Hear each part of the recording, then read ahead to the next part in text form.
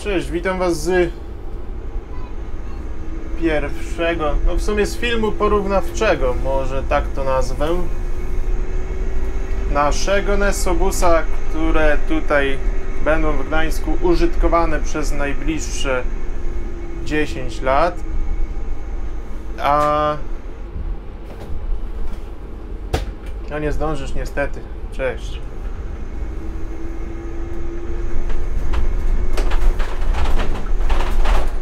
Porównanie naszego Nesobusa, który przez 10 lat będzie użytkowany, jeden z 10 w Gdańsku, do tego testowego, który był tutaj.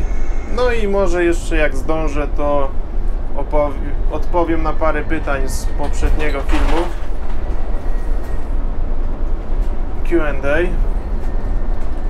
To właśnie, lampka. Pierwszą różnicą jest, że tutaj mamy dołożoną lampkę przyczepioną do boku kokpitu. W testowym tego nie było. Ogólnie co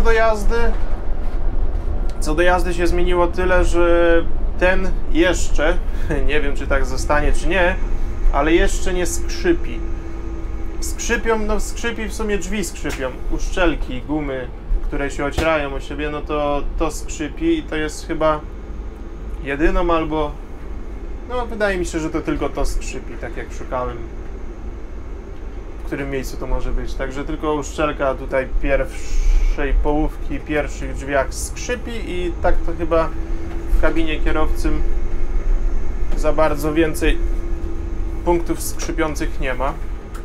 Nie zauważyłem.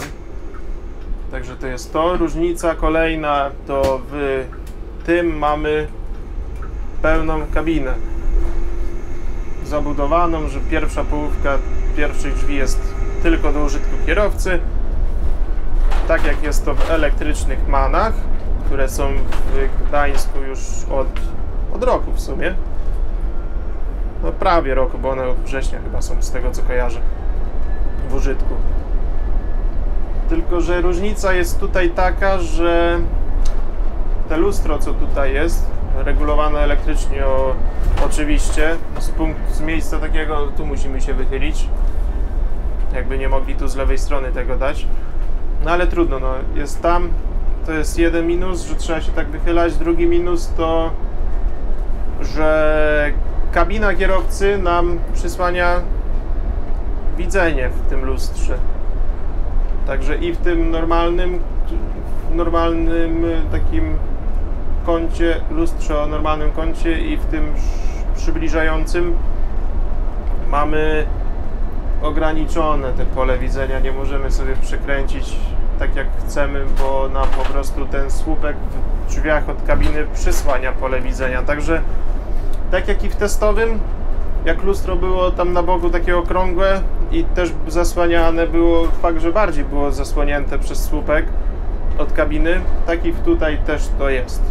Dajcie znać, jak ktoś z Rybnika mnie ogląda. W ogóle jak możecie, znacie kogoś z Rybnika, z kierowców, najlepiej kierowców albo z miłośników, to dajcie tam, prześlijcie komuś ten filmik, bo mam parę pytań do nich.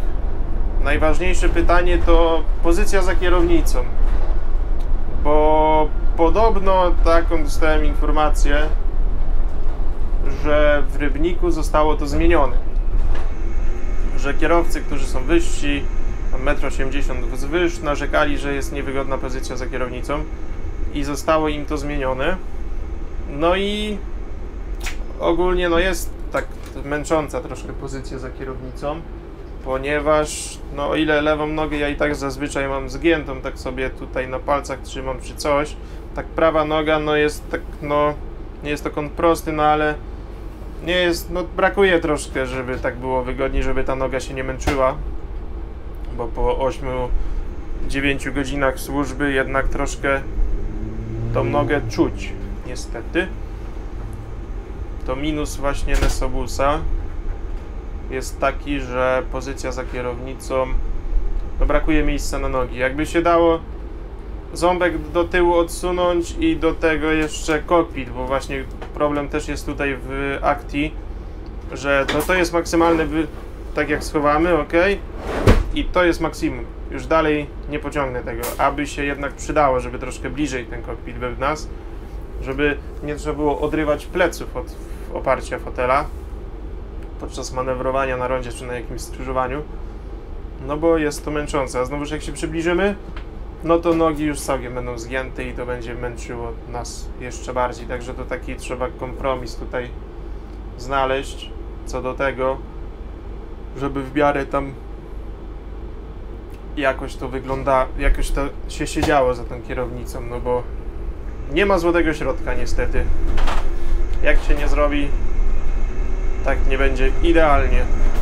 Także to jest największy minus, na co się kierowcy u nas skarżą, to pozycja właśnie za kierownicą, że bo fotel jest wygodny, fotel jest super, jest to identyczny fotel jak w manach elektrycznych, ale no i jeszcze różnica pomiędzy fotelem tutaj w wodorze a w manach elektrycznych jest taka, że mikrofon, który jest tutaj na boku fotela, to włączamy po prostu przyciskiem w podłokietniku lewym. I jak go włączymy, to raz, bardzo głośno słychać nas z tyłu pojazdu, a dodatkowo jeszcze słychać nas na zewnątrz, nad pierwszymi drzwiami jest mikrofon, co ja mówię, głośnik. Nad pierwszymi drzwiami na zewnątrz jest głośnik i z tamtego głośnika również nas słychać. W testowym w Nesobusie w ogóle mikrofon nie działał. Tak, bo ten przycisk w podłokietniku był rozłączony, a w sterowniku jak się klikało, to nic nie dawało. Także w testowym w ogóle mikrofon nie działał. Tutaj działa tak jak powinien, czyli z podłokietnika. W środku głośników jest chyba 7 w suficie, 7 albo 8. 7 chyba. No i ten jeden jeszcze na zewnątrz, także słychać wyraźnie i porządnie. Fajna sprawa z tym głośnikiem zewnętrznym, bo jak jakiś rowerzysta jest, już chce nam się ładować, a już mamy wózek w środku, czy hulajnogi, no to możemy od razu poinformować, że wypadałoby to i to zrobić, żeby móc pojechać. A w sumie szkoda, że nie da się wybrać, że mówi się tylko na zewnątrz albo tylko do środka. To taki minusik troszkę, ale z drugiej strony fajnie, że z zewnątrz ten mikrofon jest. Z różnic jakie są pomiędzy testowym a tym naszym, no to już mamy SIP tu zamontowany. W sumie mi to nie przeszkadza, niektórzy mówią, że to będzie oślepiać, no ale ten SIP ma regulowaną tutaj jasność, także nic nam to nie przeszkadza, bo ściemniamy i nic nas po oczach to nie razi, nawet jakieś ciemno już na zewnątrz. Przynajmniej mi to nie przeszkadza, nie wiem, może jest ktoś z kierowców, któremu to przeszkadza, już fala tutaj bardziej świeci, ale jest u góry, także okej.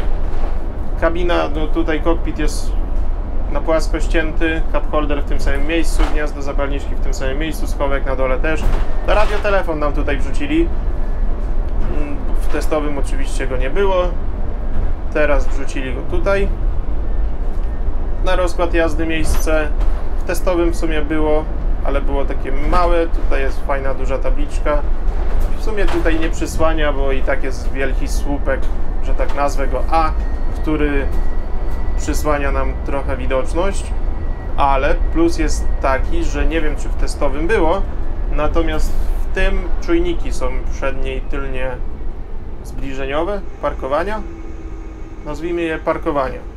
Są czujniki i te czujniki nam po lewej stronie tutaj jest głośniczek, zaraz wam go pokażę na przybitce i dodatkowo jeszcze u góry tutaj nad ekranem od kamer jest taka kontrolka jak blisko się zbliżamy. Coś ale jak w Mercedesach kiedyś chyba było, tak przynajmniej pierwsze takie skojarzenie mi, które przychodzi do głowy, to jest właśnie takie jak w Mercedesach kiedyś było. Takie urządzonko. Klimatyzacja działa tak samo dobrze jak w testowym, także nic nie kłamali, że będzie inaczej, jest tak samo mocno wydajna, także na plus. Radio do muzyki słyszałem, że chodzi słabo. Ja nie mam włączonego radia do muzyki prawie w ogóle. Go nie używam, także nie wiem. W tym temacie się nie wypowiem. Jedynie z tego, co słyszałem, no to minus taki, że nie ma łączności z Bluetoothem, żeby telefon połączyć, żeby sobie posłuchać jakieś swoje disco polo, czy inne tam gatunki muzyczne, kto co słucha, a nie fale radiowe, które podobno tutaj zanikają. Także jeśli zanikają, jest problem z zasięgiem tutaj z anteną, no to faktycznie może być to problem. Kolejna różnica to mamy oświetlenie do sprzedaży biletów, takie dedykowane, dodatkowe, tutaj nad drugą połówką pierwszych drzwi. Akurat tak nawet jest piktogram taki z światełko i 3 takie monety euro. Także to na pewno chodzi o oświetlenie do sprzedaży biletów, skoro tak jest to oznakowane. Actia z pianoblekiem już tutaj, nie ma takich zwykłych plastików, tylko ładnie tutaj to jest wykończone pianoblekiem. Zobaczymy, jak to się będzie rysować. Póki co ładnie to wygląda, się prezentuje w porządku. Ładnie tu z kierownicą, która też ma elementy piano black, to się komponuje. Co dalej?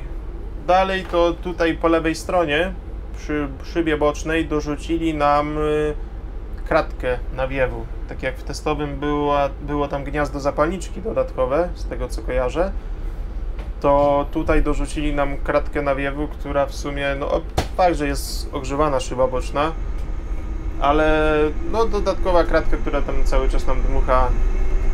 Fajna rzecz, bo nie było tego w testowym autobusie. Także co do tego to duży plusik, w sumie duży, no fajny plus, że dorzucili coś takiego. Elektryczne rolety, przednia i boczna, na przedniej i na bocznej szybie. Także to miało być i to wrzucili. Za duża prędkość opuszczania i podnoszenia tej rolety niestety nie jest. Przedniej i bocznej, to już wam prezentuję, jak to tam wygląda. No ale fajnie, że jest, że nie trzeba się wychylać do przodu, żeby tą roletę zmienić i położenie, tylko po prostu już klikamy tutaj przycisk. Minus, że musimy ten przycisk trzymać, nie jest to tak jak w manach elektrycznych, tylko musimy go trzymać, żeby się nam opuszczała bądź podnosiła roleta. To jest to. Dodali nam tu po lewej stronie cup holder, który moim zdaniem lepiej jakby był tutaj. Tą gruszkę w inne miejsce by można było dać i po prostu tutaj, żeby był cup holder jeszcze jeden. Chociaż już jeden jest. Ważna rzecz, podobno przy Operze da się przejechać, ja testować tego nie chcę. Autobus według tutaj naklejki ma 3,4 metra wysokości, wiadukt tam na znaku też jest oznakowany jako 3,4 metra wysokości, także no środkiem podobno da się przejechać. Ja aż tak sławny chyba to nie chcę być, żeby wszędzie w gazetach o mnie pisali, że autobus wodorowy utknął pod wiaduktem przy Operze Bałtyckiej na wjeździe do Halera, afera. Nie czuję, że rymuję, jak to kiedyś ktoś napisał mi w komentarzu. To jest ważna rzecz właśnie, żeby jechać tutaj przy stoczni, a nie przez Halera, w sensie Halera przez Operę. Dobra, z kolejnych takich rzeczy to bardzo fajna, duża, wydajna lodówka.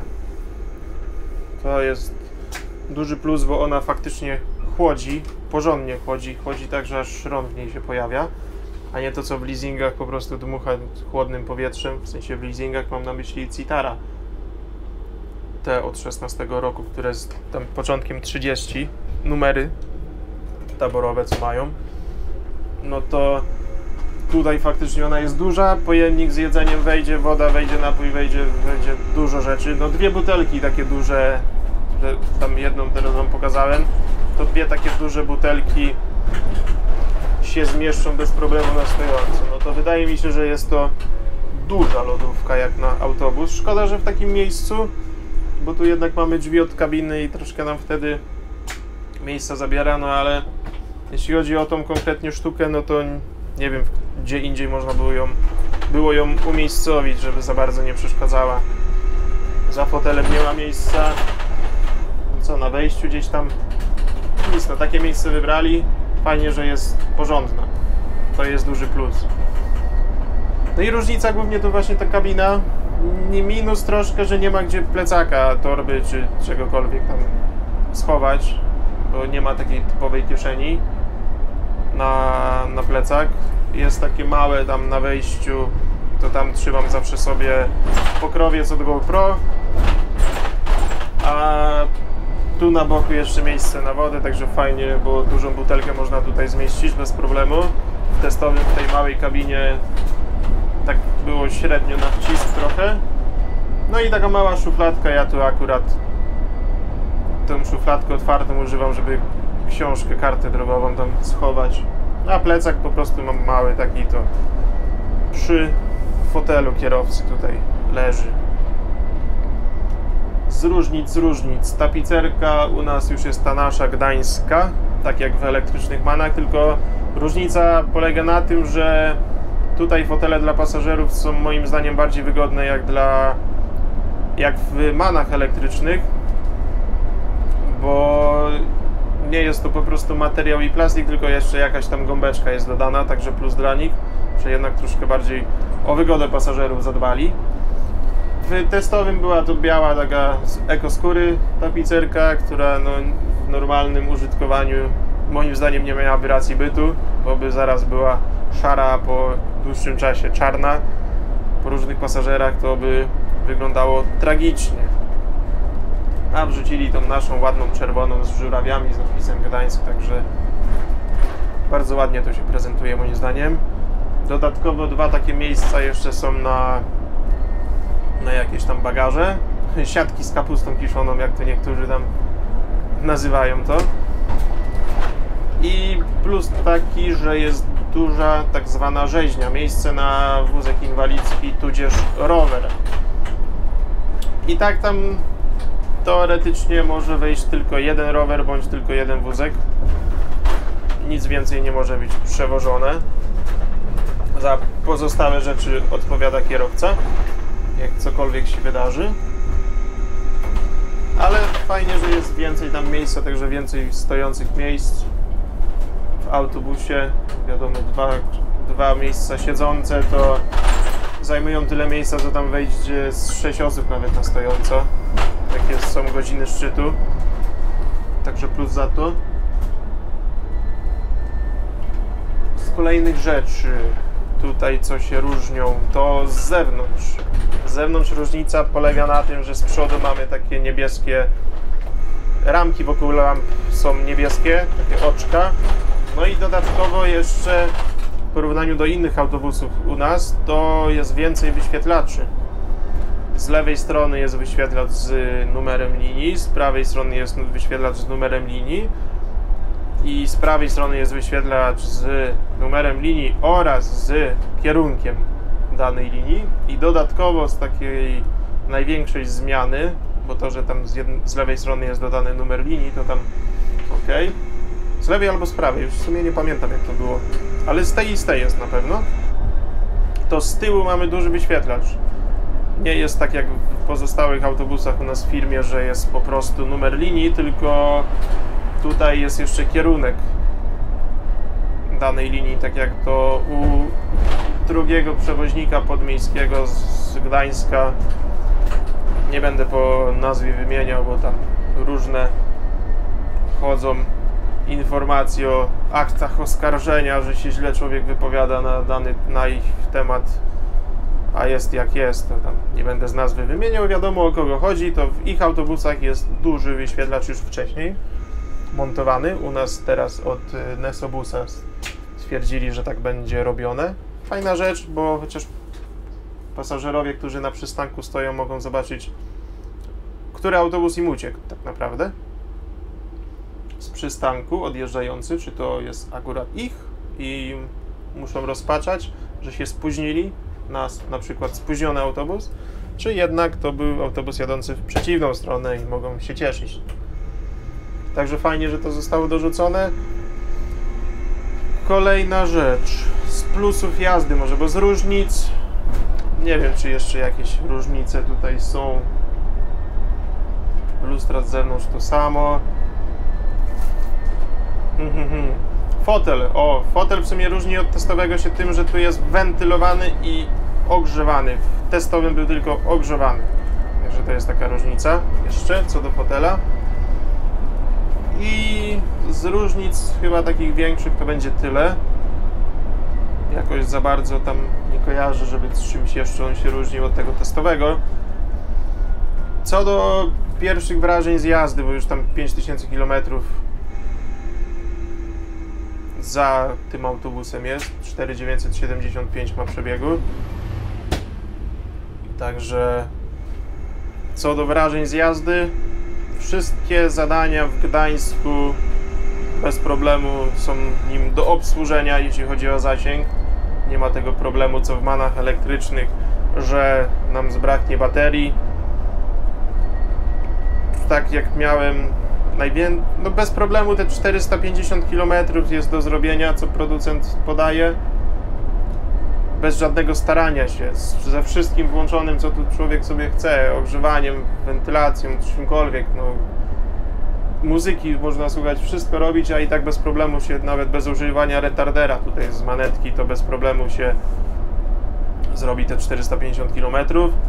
No to chyba nie ma na krótkie wozy zadania, które ma nawet 400 km, tak mi się wydaje. Jest 110 linia 110 ma pierwsza brygada 350 tam z groszem kilometrów. No to zadanie też jest bez problemu do obsłużenia tym autobusem, bo już jeździłem na 110 pierwszą brygadę i zostało jeszcze 20 jakoś procent, a zaczynał mając 85% wodoru w zbiornikach, także 85 zaczynał, ja oddałem jak miał 20, prosta matematyka, 65% wodoru zużył, 65% wodoru, zbiorniki Nesobusa mają tyle kilogramów pojemności, no to 65% to jest tyle kilogramów, załóżmy, że było to 350 kilometrów pokonane, to zużył nam tyle kilogramów wodoru na linii 110, plus minus oczywiście, tam jakieś tam drobnostki. Zużył nam tyle kilogramów wodoru wtedy na 100 kilometrów. Także czy wynik dobry, czy niedobry? Nie wiem. Gdańsk ma wynajęte razem z paliwem, z obsługą pełną, serwisową, ze wszystkim, także ile to będzie palić, za bardzo ich to nie interesuje. A my zbliżamy się już do wjazdu do bazy, także dzięki za oglądanie. Widzimy się w następnym filmie. O, koleżka tutaj czeka, już nagrywa. Siema Wiktor, pozdrawiam. Dzięki za oglądanie, trzymajcie się, cześć i miłego dnia, jak to na wyświetlaczu jest napisane. Hej!